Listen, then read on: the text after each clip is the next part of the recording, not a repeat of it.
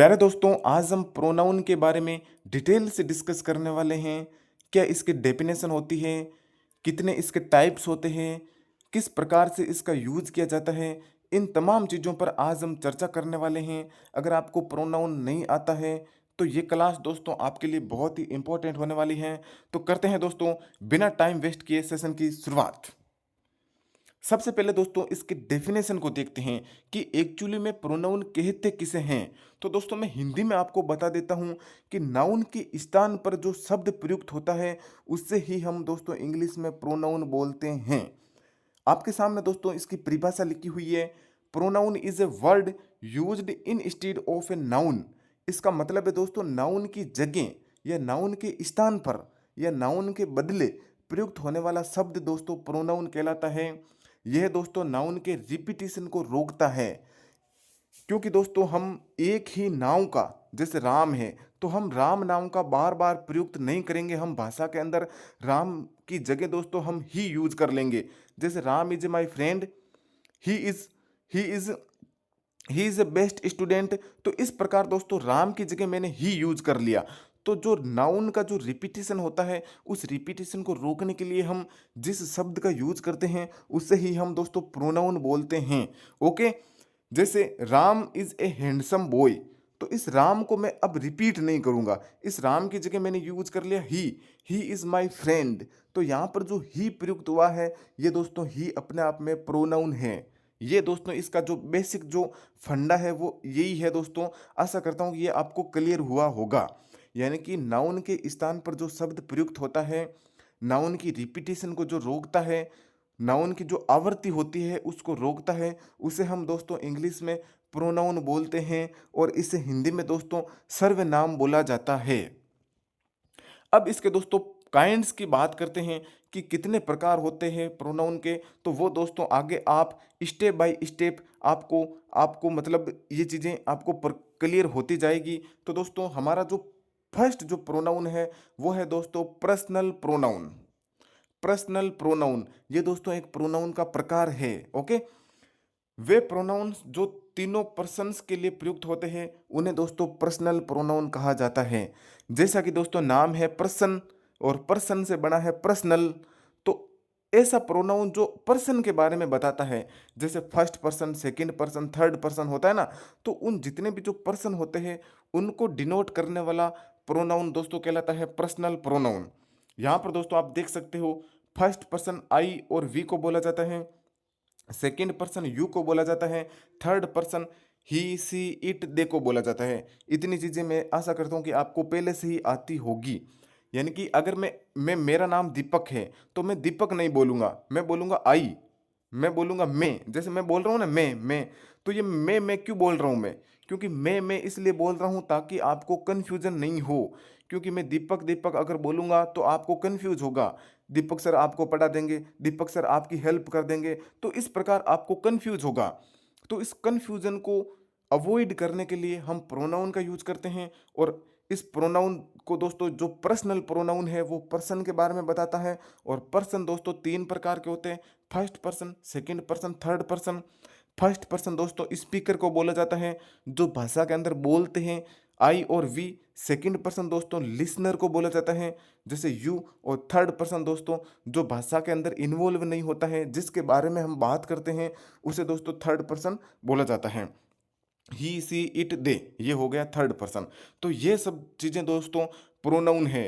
ये जितनी भी जो चीज़ें लिखी हुई है ना, I we you he she it, ये सभी दोस्तों चीज़ें प्रोनाउन है और इन्हें दोस्तों पर्सनल प्रोनाउन कहा जाता है। ओके, हमारा नेक्स्ट प्रोनाउन है दोस्तों distributive pronoun. Distributive pronoun, distributive जो शब्द है वो दोस्तों डिस्ट्रीब्यूट से बना है। और डिस्ट्रीब्यूट का मतलब होता है एक एक को हाईलाइट करना। ओके, दो या दो से अधिक व्यक्तियों या वस्तुओं में से एक को अलग सूचित करने के लिए। यानी कि आपके पास में दो या दो से अधिक व्यक्ति या वस्तुएं हैं, तो आप उनमें से एक एक को अलग अलग करके दिखाना चाहते हैं, तो वहां पर आप दोस्तों डिस्ट्रीब्यूटिव प्रोनाउन यूज करोगे। और डिस्ट्रीब्यूटिव प्रोनाउन आपके सामने है दोस्तों, ईच, ईदर और नीदर।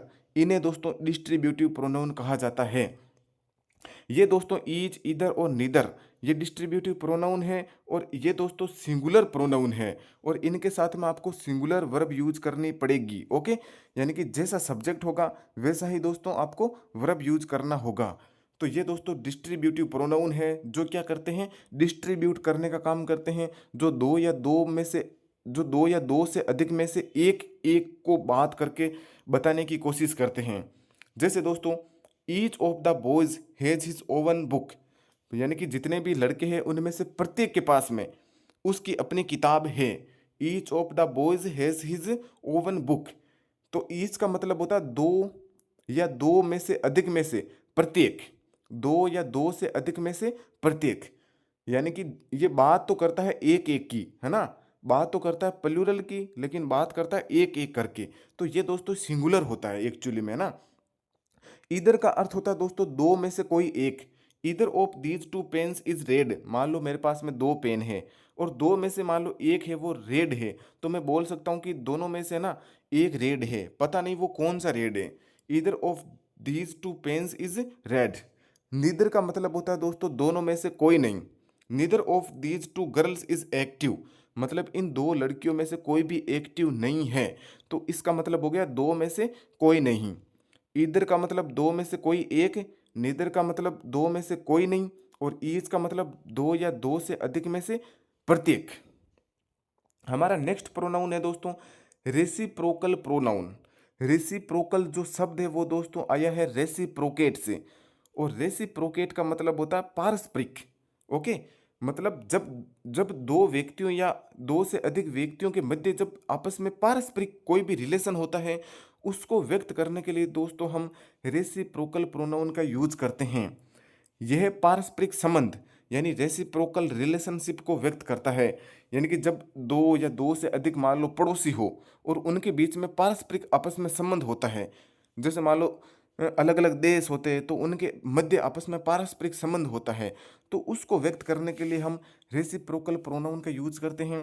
जैसे ईच अदर, वन अनोदर, दो व्यक्ति या वस्तु के लिए हम दोस्तों ईच अदर का यूज करते हैं, और दो से अधिक व्यक्ति या वस्तु के लिए हम दोस्तों वन अनोदर का यूज करते हैं। जैसे दोस्तों आप एग्जाम्पल देखिए, two girls love each other, यानी कि दो लड़कियां हैं वो आपस में एक दूसरे से प्रेम करती हैं। Two girls love each other, तो यहाँ पर जो ईच अदर है ना, इसका मतलब होता है आपस में, और आपस में दो के लिए, यानी कि जो दो लड़कियां हैं वो आपस में एक दूसरे से क्या करती है, प्रेम करती है। We all love one another, हम सभी है ना वो एक दूसरे से प्रेम करते हैं, तो इसका मतलब हम एक दूसरे से मतलब एक दूसरे से पारस्परिक तौर पर हम कनेक्ट करते हैं, एक दूसरे से हम मतलब कुछ ना कुछ संबंध रखते हैं। तो इस प्रकार दोस्तों ईच अदर और वन अनोदर रेसिप्रोकल प्रोनाउन होते हैं। ईच अदर दो के लिए प्रयुक्त होता है और वन अनोदर दो से अधिक के लिए प्रयुक्त होता है। हमारा नेक्स्ट प्रोनाउन है दोस्तों रिफ्लेक्सिव प्रोनाउन। रिफ्लेक्सिव जो शब्द है वो दोस्तों आया है रिफ्लेक्शन से, और रिफ्लेक्शन का मतलब होता है प्रतिबिंब। यानी कि जब आप मिरर में देखते हो तो आप किसको देखते हो, आप खुद को नहीं देखते हो, आप अपना प्रतिबिंब देखते हो, आप अपना रिफ्लेक्शन देखते हो। तो उस रिफ्लेक्शन से दोस्तों रिफ्लेक्सिव प्रोनाउन बना है। यह अपने आप को, खुद को या रिफ्लेक्शन को व्यक्त करता है। ओके, ये अपने आप को, जैसे my self, over selves, your self, your selves, यानी कि अगर सिंगुलर है तो सेल्फ लगाना है और अगर प्लूरल है तो सेल्व्स लगाना है। जैसे यू सिंगुलर भी हो सकता है और यू प्लूरल भी हो सकता है। ही का हिमसेल्फ, हर का हर सेल्फ, इट का इट सेल्फ, देम का देम सेल्व्स। तो इस प्रकार ये दोस्तों जो जितने भी जो वर्ड्स लिखे हुए हैं ये सभी दोस्तों रिफ्लेक्शन को बताने की कोशिश करते हैं, ये अपने आप को, खुद को बताने की कोशिश करते हैं। जैसे दोस्तों एग्जाम्पल देखिए, आई सा my self in the mirror, मैंने मिरर में अपने आप को देखा। तो इसका मतलब ऐसा नहीं है कि मैंने खुद को मिरर के अंदर देख लिया, इसका मतलब दोस्तों ये होता है कि मैंने है ना मिरर के अंदर मेरी परछाई को देखा। Okay, he enjoyed himself in the party, उसने मतलब अपने आप को उसने इंजॉय किया था पार्टी के अंदर। सी एडोर्नड हरसेल्फ, उसने अपने आप को सजाया था, है ना। जब दोस्तों कर्ता और कर्म दोनों एक ही व्यक्ति होते हैं तो वहाँ पर दोस्तों हम रिफ्लेक्सिव प्रोनाउन का यूज करते हैं। जैसे आई सा, मैंने देखा, माई सेल्फ यानी कि देखने वाला, और दिखने वाला, दोनों दोस्तों चीजें एक ही है। सजाने वाला और सजने वाली, दोनों दोस्तों व्यक्ति एक ही है। तो यहाँ पर दोस्तों रिफ्लेक्सिव प्रोनाउन का यूज हुआ है। आई हर्ट माई सेल्फ, मैंने अपने आप को मतलब हर्ट कर लिया, अपने आप को दुख दिया, है ना। तो इस प्रकार दोस्तों रिफ्लेक्सिव प्रोनाउन अपने आप को या खुद को या रिफ्लेक्शन को अभिव्यक्त करने के लिए प्रयुक्त होते हैं। ये दोस्तों सेल्फ प्रोनाउन भी कहलाता है। इसके अंदर इस प्रकार my self, her self, him self, इस प्रकार हम दोस्तों इनका यूज करते हैं। हमारा नेक्स्ट प्रोनाउन है दोस्तों डेमोस्ट्रेटिव प्रोनाउन। डेमोस्ट्रेटिव शब्द दोस्तों डेमोस्ट्रेट से बना है, और डेमोस्ट्रेट का मतलब होता है पॉइंट आउट करना, मतलब किसी की तरफ इशारा करना। ओके, व्यक्तियों या वस्तुओं को संकेतित करना या प्रदर्शित करना या उनको पॉइंट आउट करना, उनकी तरफ इशारा करना। ओके, जैसे दिस, दैट, दीज, दोज, ये सभी दोस्तों प्रोनाउन हैं जो डेमोस्ट्रेट करने का काम करते हैं, जो पॉइंट आउट करने का काम करते हैं। जैसे दोस्तों दिस है, आपको पता होगा कि दोस्तों दिस और दैट सिंगुलर के लिए यूज होते हैं, और दीज और दोज प्लूरल के लिए यूज होते हैं। दिस का मतलब पास में एक को बताने के लिए होता है, और दैट का अर्थ दूर में एक को बताने के लिए होता है। दीज का प्रयोग पास में एक से अधिक को बताने के लिए करते हैं, और दोज का प्रयोग दूर की एक से अधिक वस्तुओं को बताने के लिए करते हैं। जैसे दोस्तों आप एग्जाम्पल में देख सकते हैं, दिस इज ए डॉग। मान लो पास में कोई कुत्ता है तो आप बोलोगे दिस इज ए डॉग। मान लो पास में बहुत से कुत्ते हैं तो आप बोलोगे दीज आर डॉग्स। मान लो दूर आपकी किताब पड़ी हुई है तो आप बोलोगे दैट इज माई बुक, वो किताब मेरी है। मान लो पास में दूर में बहुत से मान लो किताबें हैं तो आप बोलोगे दोज आर योर बुक्स। तो इस प्रकार दोस्तों पास की एक वस्तु के लिए दिस और दूर की एक वस्तु के लिए दैट, और इस प्रकार इसका उल्टा दोस्तों दोज और दीज बनता है। ओके, हमारा नेक्स्ट प्रोनाउन है दोस्तों इनडेफिनिट। Indefinite pronounce. इनडेफिनिट का मतलब होता है दोस्तों अनिश्चित, यानी कि ऐसे प्रोनाउंस जो अनिश्चित व्यक्ति या अनिश्चित वस्तुओं के बारे में बताते हैं, यानी कि ऐसी वस्तु या ऐसी व्यक्ति जिनके बारे में हमें सर्टेनिटी नहीं होती है, हमें मतलब निश्चितता नहीं होती है ना। तो उन चीज़ों को बताने के लिए हम इनडेफिनिट प्रोनाउन का यूज करते हैं।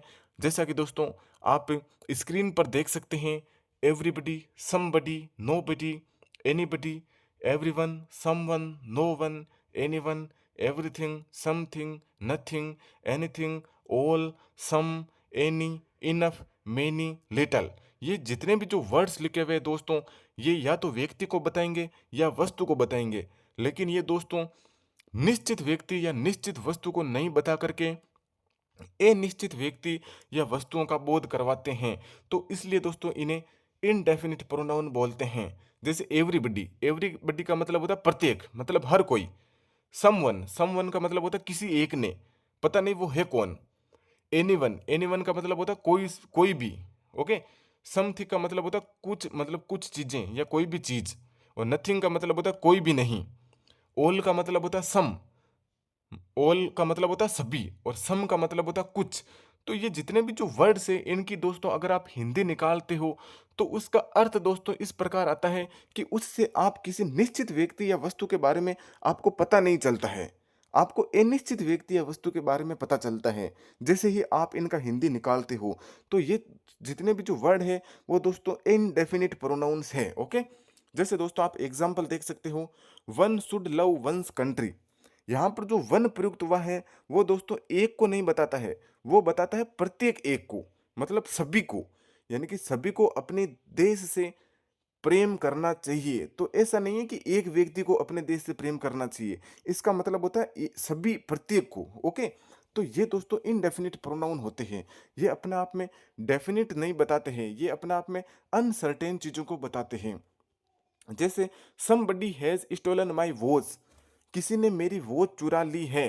तो इसका मतलब मेरे को पता नहीं है कि जो घड़ी है, वो जो वॉच है, वो किसने चुराई है, लेकिन मैं ऐसे बोल सकता हूँ कि पता नहीं किसी ने मेरी वॉच चुरा ली है। तो इस प्रकार यहाँ पर जो समबडी है वो दोस्तों प्रोनाउन है, और वो इनडेफिनिट प्रोनाउन है। All that glitters is not gold, जितनी भी जो वस्तु चमकती है वो सोना नहीं होती है। तो इसका मतलब चमकने वाली बहुत सी चीज़ें हो सकती है, किसी के चेहरे चमकते हैं, तो किसी के पता नहीं क्या-क्या चमकते हैं। तो जितनी भी जो चमकने वाली चीज़ें होती है ना, वो मेरे को पता नहीं है वो चीज़ें कौन-कौन सी है ना? वो मेरी समझ में वो अनिश्चित है ना? इनडेफिनिट है। तो जितनी भी जो चीज़ें होती है चमकने वाली वो एक्चुअली के अंदर सोना नहीं होती है। नोबडी वाज देयर, वहाँ पर कोई भी नहीं था। तो इसका मतलब अनिश्चित है।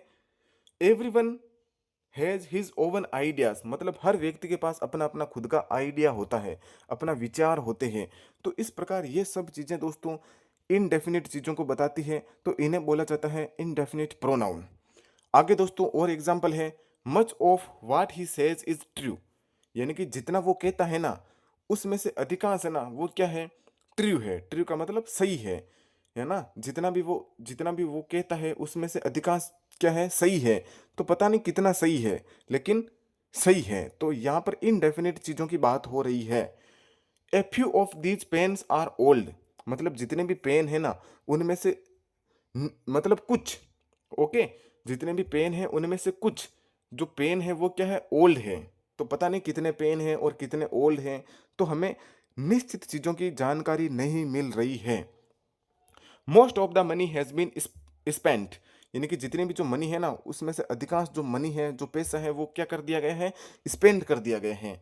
यू कैन बाई, आप खरीद सकते हो, एनी ऑफ दीज पेन्स, मतलब इन पेन में से आप कोई सा भी पेन है ना वो खरीद सकते हो, लेकिन वो निश्चित नहीं है कि आप यही पेन खरीदो। तो ये तमाम चीज़ें दोस्तों अपने आप में इनडेफिनिट, अनिश्चित, अनसर्टेन चीज़ों को बताती है, और इन्हें बोला जाता है मेरे दोस्त इनडेफिनिट प्रोनाउन। हमारा नेक्स्ट प्रोनाउन है दोस्तों रिलेटिव प्रोनाउन। बहुत इंपॉर्टेंट प्रोनाउन है दोस्तों।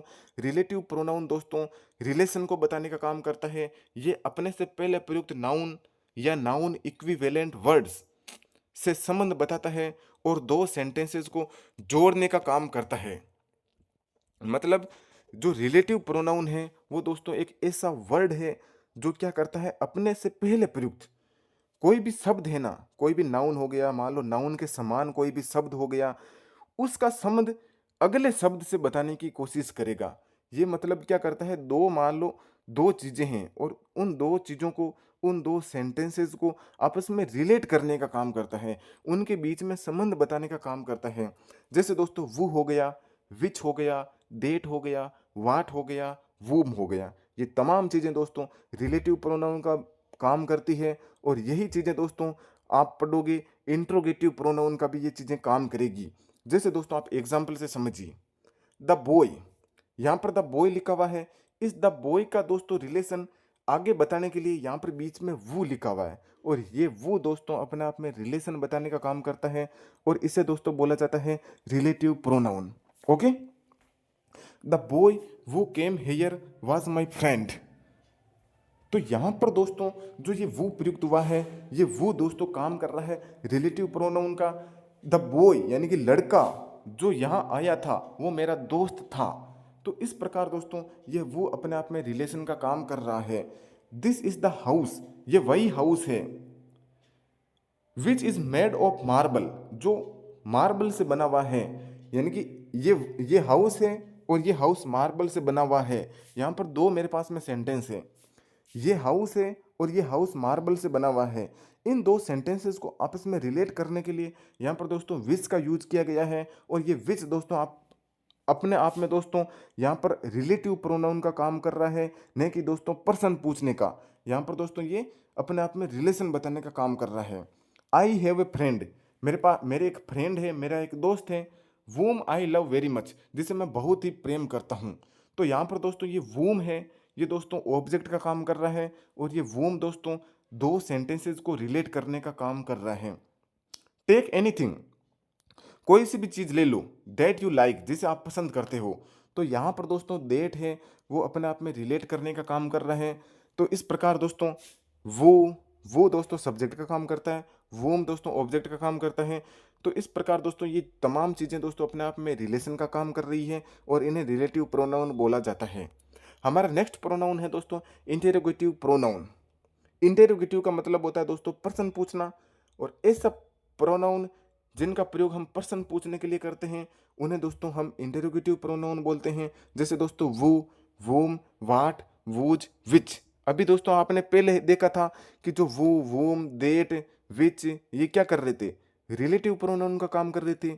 हाँ दोस्तों, वहाँ पर ये रिलेटिव प्रोनाउन का काम कर रहे थे, लेकिन दोस्तों यहाँ पर ये इंट्रोगेटिव प्रोनाउन का भी काम करेंगे। तो इसका अर्थ ये हुआ कि दोस्तों ये जो वर्ड है ना कुछ, वो, वोम, विच, देट, ये कुछ ऐसे वर्ड्स है दोस्तों जो अपने आप में रिलेशन भी बता सकते हैं और अपने आप में दोस्तों पर्सन भी पूछ सकते हैं। तो वो डिपेंड करता है दोस्तों सेंटेंस पर। यहाँ पर दोस्तों हम इंट्रोगेटिव प्रोनाउन पढ़ रहे हैं। जैसे दोस्तों आप एग्जाम्पल्स को देख सकते हैं, वो इज प्लेइंग क्रिकेट, क्रिकेट कौन खेल रहा है। ओके, यहाँ पर देखो जो वो है ना, वो कौन का रेफरेंस दे रहा है, मतलब क्रिकेट कौन खेल रहा है। वूम हैव यू इनवाइटेड, आपने किसको इनवाइट किया है। तो यहाँ पर दो जो वो और वूम है वो पर्सन पूछने का काम कर रहे हैं। और सेंटेंस के अंत में दोस्तों आपको क्वेश्चन मार्क भी लिखा हुआ मिल जाएगा। ओके, जैसे आप देख सकते हो सेंटेंस के अंत में आपको क्वेश्चन मार्क लिखा हुआ दिख जाएगा। वूज इज दैट कार, ये कार किसकी है। ओके, ये कार किसकी है। व्हाट इज दिस, ये क्या है। तो ये व्हाट देखो आप यूज करते हैं, what is this, what is this. तो ये व्हाट क्या करने का काम कर रहा है, ये व्हाट दोस्तों पर्सन पूछने का काम कर रहा है। विच इज योर बुक, आपकी किताब कौन सी है। तो ये विच दोस्तों यहाँ पर पर्सन पूछने का काम कर रहा है। तो ये जितने भी जो चीज़ें हैं दोस्तों अपने आप में इंटरोगेटिव का काम कर रही है, इसलिए इन्हें दोस्तों इंटरोगेटिव प्रोनाउन बोला जाता है। दोस्तों ये था हमारा सेशन।